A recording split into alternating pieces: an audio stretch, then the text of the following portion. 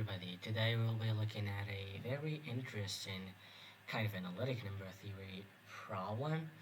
So the our goal is going to be to prove that the prime counting function phi of x is less or equal than cx over log x, where c is just basically constant. So the proof to this problem is actually very special.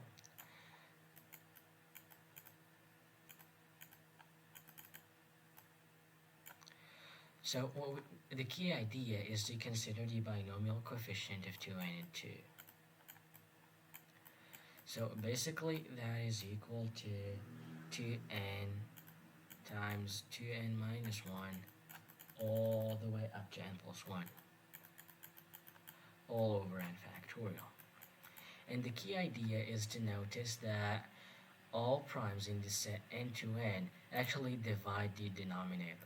So basically, if P belongs to the set n to n, then P divides 2n times 2n minus 1 all the way up to n plus 1.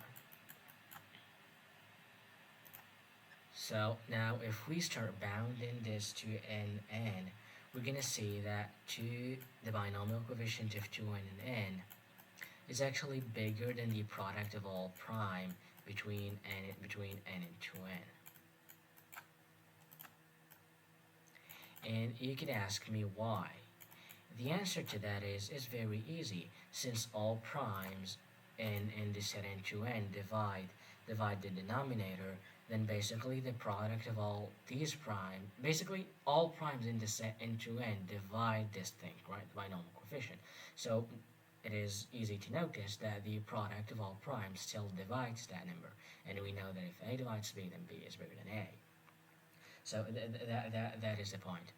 And since right over here we're going over all primes in the set n to n, and n is bigger or equal than p, then basically the product of all primes p between n and 2n is actually going to be greater than n to the power something.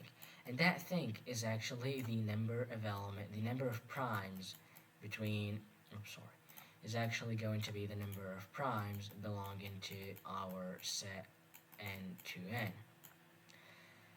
Okay, so let's write it down in a clean way. So basically that is actually bigger than n to the power the number of primes in A. Let us call this set A. From n to 2n we call it A. So now what we want to do is try to find another bound for this binomial coefficient, and the binomial coefficient of 2n and n is actually a member in the decomposition of 1 plus 1 all to the power 2n, so it has to be less than that, which is equal to 4 to the power n. What we want to do now is get this number of elements independently, like we don't want it in a power. So the key to that is introducing logs. So basically introducing logs gives us that the number of primes, in A is actually less or equal than log 4n over log n. So now this is a very, very, very important result. And what we want, so now we want to use this to kind of like try to, this counts the number of prime numbers in the set n to n, but what we want is to count the number of primes from 1 to x given by pi of x. So we're going to try to write pi of x in terms of something that allows us to use our identity. So basically pi of x, or which is also the number of prime numbers less or equal than x, is actually equal to the number of primes between between x over 2 and x. And if you could see that that is n and that is 2n, so that is the trick. So plus the number of elements between x over 4 and x over 2 and so on. So basically we could deduce that is less or equal, then we could apply, basically in this case n is basically x over 2, so that's log 4 times x over 2 over x over 2